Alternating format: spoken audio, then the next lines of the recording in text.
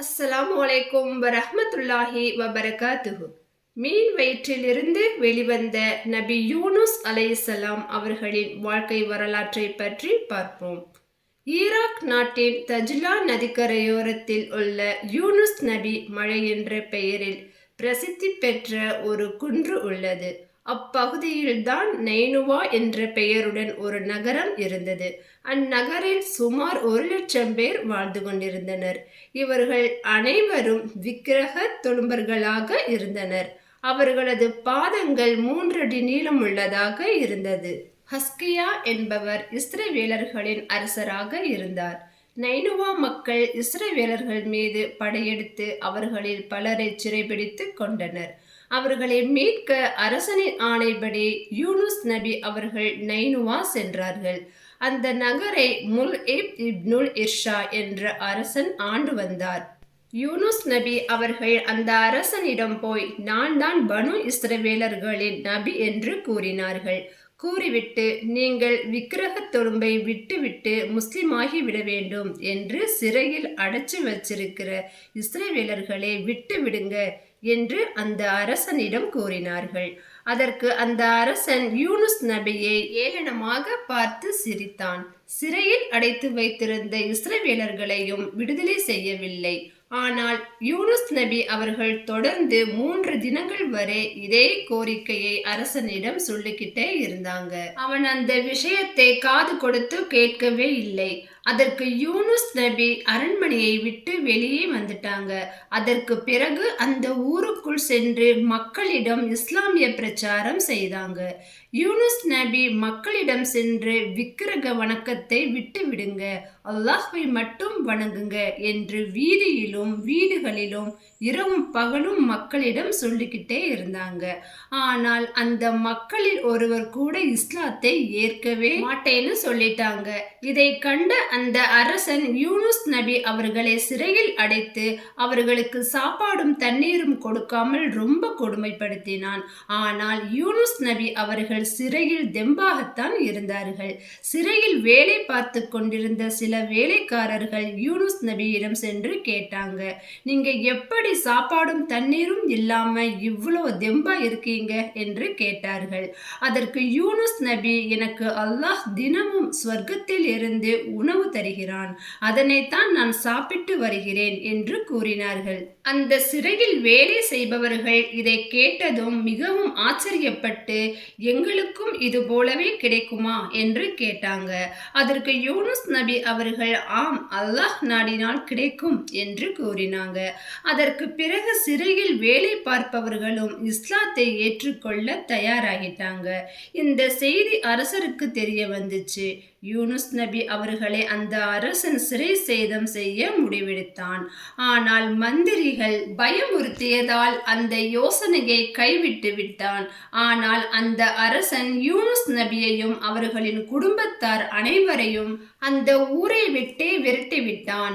அதற்கு பிறகு சில காலம் வரை பல இடங்களில் சுற்றி கொண்டே இருந்தாங்க. அப்போது மீண்டும் அல்லாஹ் அவர்களை நைனுவா ஊருக்கு செல்லுமாறு வஹி மூலம் அறிவித்தான். யூனுஸ் நபி அங்க போறாங்க. ஆனால் இந்த தடவை நைனுவா மக்கள் முன்பை விட அதிகமாக எதிர்க்க ஆரம்பிச்சாங்க. கல்லால் அவர்களை அடிக்க ஆரம்பித்தார்கள். அவர்கள் உடல் முழுவதும் அடிபட்டு காயமாகிவிட்டது. இவ்வளவு எதிர்ப்புக்கிடையிலும் சுமார் 30 ஆண்டுகள் இஸ்லாத்துக்காக போராடினாங்க. ஆனால் அதில் இருவர் மட்டும் யூனுஸ் நபியை பின்பற்றியதாக ஒரு குறிப்பு தெரிவிக்கிறது. அப்போது மனம் சலித்து போன யூனுஸ் அலைஹிஸ்ஸலாம் அவர்கள் நைனுவா மக்களை பார்த்து, நீங்க எல்லோரும் நான் சொல்வதை கேட்டு அல்லாஹ்வை வணங்குங்க, இல்லைன்னா அல்லாஹ்வின் கோப பார்வை உங்கள் மீது இறங்கிவிடும், ஜாக்கிரதை என்று எச்சரித்தாங்க. அதற்கு அந்த நைனுவா மக்கள், உங்களுடைய அல்லாஹ்வின் கோப பார்வை எங்களை என்ன செய்துவிடும் என்று கேலி செய்து கைகொட்டி கேவலமாக சிரித்தார்கள். அதற்கு யூனுஸ் அலைஹிஸ்ஸலாம் அவர்கள் கோபப்பட்டு, அல்லாஹ் நெருப்பு மலையை பொழியச் செய்து உங்களை எல்லாம் அழித்து விடுவான் என்று கூறினார்கள். அதற்கு அந்த நைனுவா மக்கள், அப்படியா, அவ்வளவு சக்தி உண்டா அல்லாஹுக்கு என்று மறுபடியும் கேலியும் கிண்டலும் செய்தார்கள். அதற்கு யூனுஸ் நபி அவர்கள், அல்லாஹ்வின் சக்தியை நீங்கள் கிண்டலும் கேலியும் செய்வது நல்லதுக்கு இல்லை. மறுபடியும் நான் உங்களை எச்சரிக்கிறேன், இந்த விக்கிரக வணக்கத்தை விட்டுவிட்டு அல்லாஹுக்கு மட்டும் சிரம் பணிந்து வாருங்கள். இல்லை, நான் இன்னும் 40 நாளில் நெருப்பு மழை பொழிந்து நீங்கள் அனைவரும் அழிந்து போவீர்கள் என்று கடும் கோபத்துடன் சொன்னார்கள். அதற்கு பிறகு அந்த ஊரை விட்டு புறப்பட்டு ஒரு மலை உச்சி மீது அமர்ந்து கொண்டார்கள். அந்த மலையின் மீது உட்கார்ந்து கொண்டு யூனுஸ் நபி அவர்கள் அல்லாஹ்விடம் துஆ செய்தார்கள். யா அல்லாஹ், நான் அந்த நைனுவா மக்களை திருத்துவதற்காக எவ்வளவோ பாடுபட்டேன். அவர்கள் கடைசி வரை திருந்தவே இல்லை. என்னை கொடுமைப்படுத்தினது பற்றி கூட நான் கவலைப்படவில்லை. ஆனால் உன்னுடைய சக்தியை பற்றி இழிவாக பேசியதுதான் என்னால் பொறுக்க முடியாமல் போய்விட்டது. அதனால் தான் 40 நாட்களில் நெருப்பு மழை பொழிந்து அவர்கள் எல்லோரும் அழிந்து போவார்கள் என்று சாபமிட்டு விட்டேன்.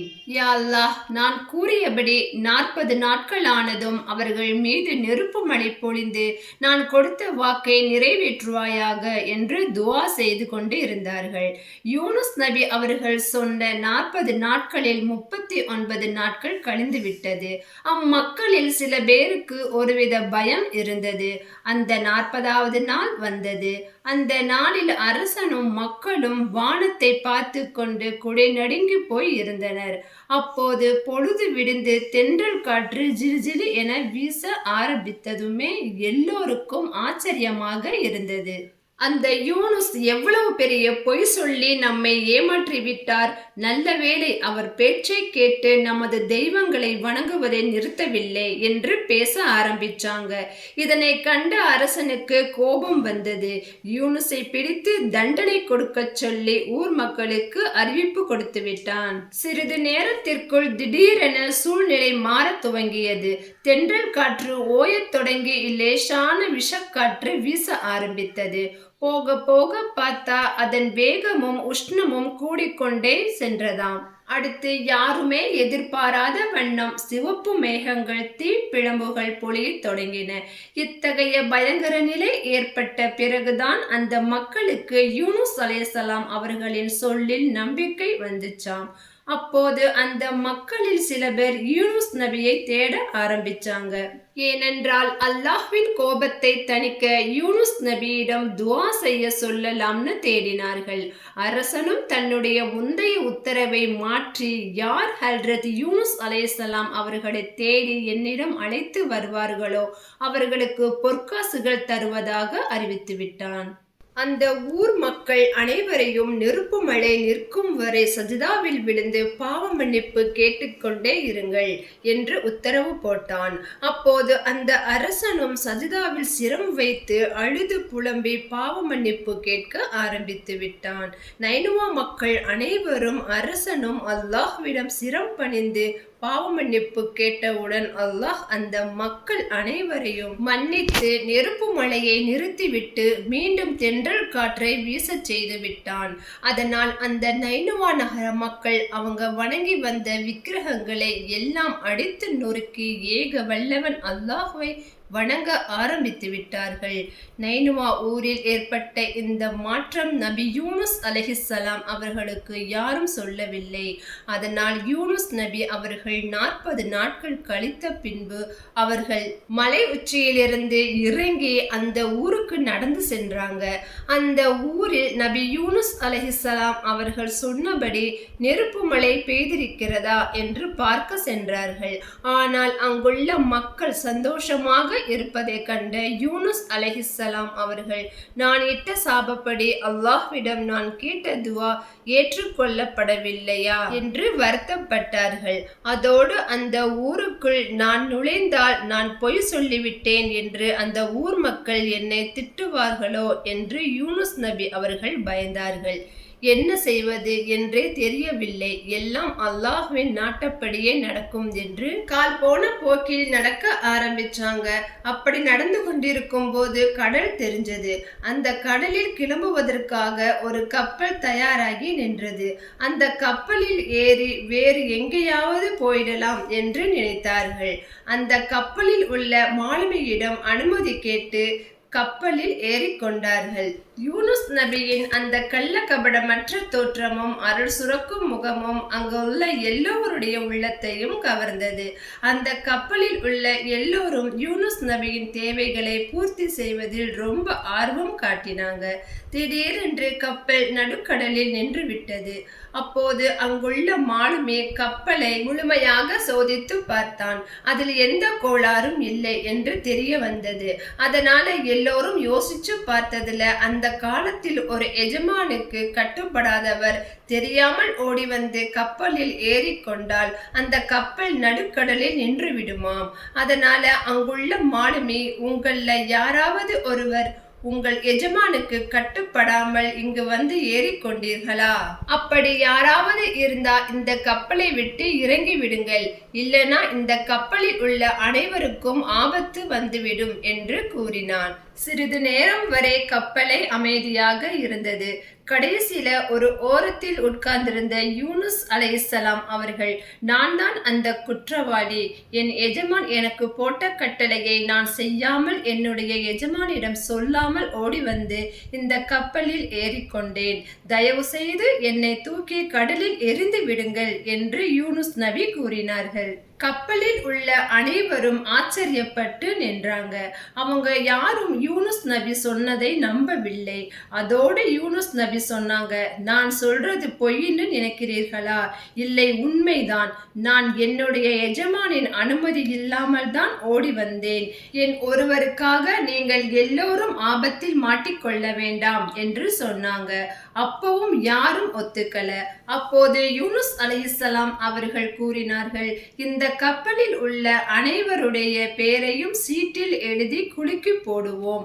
அப்போது யார் பெயர் வருகிறதோ அவர் இந்த கடலில் குதித்து விடுவோம் என்று சொன்னாங்க. அதற்கு பிறகு சீட்டு குலுக்கி போட்டதில் யூனுஸ் அலைஹிஸ்ஸலாம் அவர்களின் பெயர் வந்தது. பல தடவை குலுக்கி போட்டார்கள். அப்பவும் யூனுஸ் அலைஹிஸ்ஸலாம் அவர்களின் பெயர் தான் வந்தது. அந்த கப்பலில் உள்ள அனைவருக்கும் யூனுஸ் நபியை வெளியே அனுப்புவதற்கு மனசு வரவில்லை. இதை பார்த்த யூனுஸ் அலைஹிஸ்ஸலாம் அவர்கள், உங்கள் அனைவரின் தயக்கத்தையும் நான் புரிந்து கொண்டேன். நான் இந்த குற்றத்தை செய்திருக்க மாட்டேன் என்றுதானே நீங்கள் நினைக்கிறீங்க? ஆனால் நான் நிஜமாகவே என்னுடைய எஜமானிடம் சொல்லிக் கொள்ளாமல் ஓடி வந்தது உண்மைதான். என் ஒருவனுக்காக நீங்கள் ஆபத்தில் சிக்குவதை நான் விரும்பவில்லை. அதனால நான் இந்த கப்பலை விட்டு ஒளிந்து போகிறேன் என்று சொல்லிக் கொண்டே யாரும் எதிர்பார்க்காம இருந்தபோது கப்பலில் இருந்து கடலில் குதிச்சிட்டாங்க. யூனுஸ் அலைஹிஸ்ஸலாம் அவர்கள் கடலில் குதிப்பதற்கு முன்பாகவே தனது வாயை திறந்தபடியே அங்குள்ள ஒரு பெரிய மீன் காத்து கொண்டிருந்தது. யூனுஸ் நபி கடலில் விழுந்ததும் உடனே அந்த மீன் அவர்களை விழுங்கியது. இதனை பார்த்த கப்பலில் உள்ள அனைவரும் அலறிவிட்டாங்க. ஆனால் அல்லாஹ் விதித்தபடி அனைத்தும் நடந்து முடிந்து விட்டது. யூனுஸ் அலைஹிஸ்ஸலாம் அவர்கள் அந்த மீன் வயிற்றில் பல நாட்களோ அல்லது பல வருடங்களோ இருந்ததாக குறிப்பு தெரிவிக்கிறது. யூனுஸ் அலைஹிஸ்ஸலாம் அவர்களை உணவாக்கி கொள்ள கூடாதென்று அந்த மீனுக்கு அல்லாஹ் உத்தரவு போட்டிருந்தான். அல்லாஹ் அந்த மீனின் வயிற்றை ஒரு சிறை கூடம் போல் ஆக்கியிருந்தான். யூனுஸ் நபிக்கு அது ஒரு கண்ணாடி கூடம் போல் இருந்தது. அதில் இருந்து கொண்டு கடலுக்குள் இருக்கும் அனைத்து படைப்பினங்களையும் பார்த்து ஆச்சரியப்பட்டு தஸ்பீஹ் ஓதிக்கொண்டிருந்தார். அதற்கு பிறகு நடந்ததை எல்லாவற்றையும் நினைத்து உருக ஆரம்பிச்சாங்க. மீனின் வயிற்றுக்குள்ளேயே அழுது புலம்பி சஜிதாவில் விழுந்தார்கள். அல்லாஹ்விடம் உருக்கமாக பிரார்த்தனை செய்து கொண்டே இருந்தார்கள். அப்போதுதான் தன் துஆவை ஓதிக்கொண்டே இருந்தார்கள். லா இலாஹ இல்லா அன்த சுப்ஹானக இன்னி குன்து மினல் ஸாலிமீன். அதற்கான பொருள், உன்னை தவிர வணக்கத்துக்குரிய நாயன் யாருமில்லை. நீ மிகவும் தூய்மையானவன். நிச்சயமாக நான் அநியாயக்காரர்களில் ஒருவனாகி விட்டேன் என்று பிரார்த்தனை செய்தார். இதன் காரணமாக அல்லாஹ் அவர்களின் வேண்டுதல்களை ஏற்றுக்கொண்டு அவர்களை வெளியே கக்கி விடும்படி மீனுக்கு உத்தரவிட்டான். உடனே அந்த மீன் கடற்கரையோரமாக வந்து யூனுஸ் நபியை வெளியே கக்கியது. மீன் வயிற்றிலிருந்து வெளியேறிய யூனுஸ் அலைஹிஸ்ஸலாம் அவர்களுக்கு மீன் வயிற்றிலிருந்த கொடிய சூட்டின் காரணமாக அவர்களின் தலைமுடி, தாடி முடி, மற்ற பாகங்களிலிருந்த முடிகள் அனைத்தும் கொட்டி போய்விட்டது. அவர்களால் எழுந்து உட்காரவோ நடக்கவோ முடியவில்லை. இந்த நிலையை போக்க அல்லாஹ் அவர்கள் அருகில் ஒரு சுரை கொடியை முளைக்க வைத்தான். அது அவர்களுக்கு நன்றாக நிழல் கொடுத்தது. காலையிலும் மாலையிலும் ஆடு ஒன்று பால் கொடுத்து வந்தது. இப்படியே 40 நாட்கள் ஓடிவிட்டன. 40 நாட்களுக்கு பிறகு யூனுஸ் அலைஹிஸ்ஸலாம் அவர்களுக்கு தெம்பு வந்தது. உடம்பில் எல்லா பாகங்களிலும் முடி முளைத்து இருந்தது. அதற்கு பிறகுதான் அவர்களால் உட்காரவும் நடக்கவும் முடிந்தது. ஒரு நாள் பகலில் யூனுஸ் நபி அவர்கள் கொஞ்ச நேரம் தூங்கிவிட்டாங்க. அவங்க கண் விழித்து பார்க்கும்போது அங்கு நிழல் கொடுத்து கொண்டிருந்த சுரை கொடி காய்ந்து போய் அதன் இலைகள் எல்லாம் கொட்டி கிடந்தது. அதை பார்த்த யூனுஸ் நபிக்கு ரொம்ப மனவேதனை ஆயிடுச்சு. உடனே அல்லாஹ் அவர்களுக்கு வஹி அறிவித்தான். அது என்ன வஹி என்றால், ஒரு கொடி சாய்ந்து விட்டதற்காக நீங்கள் இவ்வளவு மனவேதனைப்படுகிறீர்களே, அந்த செடியை நீங்கள் முளைக்க வைக்கவும் இல்லை, அதனை நீங்கள் வளர்க்கவும் இல்லை. ஆனாலும் அந்த செடியை பார்த்து உங்களுக்கு எவ்வளவு வேதனையாக இருக்கிறது. ஆனால் நான் படைத்து வளர்த்து வந்த 1,00,000 நைனுவா மக்களை அழிந்து போக சாபமிட்டு ஓடி வந்து விட்டீரே, உங்களது இச்செயல் எனக்கு எவ்வளவு வேதனை அளித்திருக்கும் என்று நீங்கள் நினைத்து பார்த்தீர்களா என்று வஹி மூலம் அல்லாஹ் கேட்டான். யூனுஸ் நபி அவர்களுக்கு காலையிலும் மாலையிலும் பால் கொடுத்து வந்த அந்த ஆடும் வரவில்லையே. இதனால் அவர்களுக்கு கடும் பசியும் தாகமும் வரட்டி வந்தது. இந்த சமயத்தில் அல்லாஹ் அவர்களை நைனுவா ஊருக்கு சென்று அங்குள்ள மக்களுக்கு நற்போதனை புரிந்து வருமாறு மீண்டும் சொன்னான். அல்லாஹ்வின் உத்தரவிற்கு பணிந்து யூனுஸ் நபி அவர்கள் நைனுவா ஊரை நோக்கி நடக்க ஆரம்பிச்சாங்க. போய்கொண்டிருக்கும் போது தன்னுடைய குடும்பத்தை பார்த்தார்கள். யூனுஸ் நபி அவர்களுடைய குடும்பத்தை அவர்களுடன் சேர்த்ததற்காக யூனுஸ் நபி அல்லாஹுக்கு மிகவும் நன்றி செலுத்தி புகழ்ந்தார்கள். யூனுஸ் அலைஹிஸ்ஸலாம் அவர்கள் ஒரு இடையனை பார்த்தாங்க. பார்த்தவுடன் அவனிடம் சென்று நைனுவா ஊர் மக்களின் நிலை இப்பொழுது எப்படி இருக்கு என்று கேட்டாங்க. அதற்கு அவன், நீங்க யார், எங்கிருந்து வர்றீங்க என்று கேட்டான். அதற்கு யூனுஸ் நபி அவர்கள் விவரங்களை சொன்னதும் அவன் உடனே ஊருக்குள் ஓடி விஷயத்தை சொல்லி மக்களையும் அரசனையும் அழைத்து வந்தான். தன்னை நோக்கி வந்த கூட்டத்தை பார்த்து யூனுஸ் அலைஹிஸ்ஸலாம் அவர்கள் மிகவும் மகிழ்ந்தார்கள். வந்தவர்கள் யூனுஸ் நபி அவர்களை சுற்றி வளைத்து கொண்டு புகழ ஆரம்பிச்சாங்க. நைனுவா அரசன் யூனுஸ் நபி அவர்களின் கைகளை பிடித்து முத்தமிட்டார். பின்பு அந்த அரசன், என்னை மன்னித்து விடுங்கள் என்று கூறி, நாங்கள் எல்லோரும் இஸ்லாத்தை ஏற்றுக்கொள்ள தயாராக இருக்கிறோம்னு சொன்னார். அப்போது ரொம்ப மகிழ்ச்சி அடைந்த யூனுஸ் அலைஹிஸ்ஸலாம் அவர்கள் அல்லாஹ்விற்கு நன்றி செலுத்தினார்கள். 1,00,000க்கும் மேற்பட்ட மக்கள் அன்று இஸ்லாத்தை ஏற்றுக்கொண்டார்கள். அல்ஹம்துலில்லாஹ். துன்பத்திலிருந்து வெளிவர நபி யூனுஸ் அலைஹிஸ்ஸலாம் அவர்கள் கேட்ட துஆவை இன்ஷா அல்லாஹ் நாம் அனைவரும் கேட்டு பயனடைவோம். இறையச்சத்தோடு வாழ்வோம், மறுமையில் வெற்றியாளராவோம். அஸ்ஸலாமு அலைக்கும் வரஹ்மத்துல்லாஹி வபரகாத்துஹு.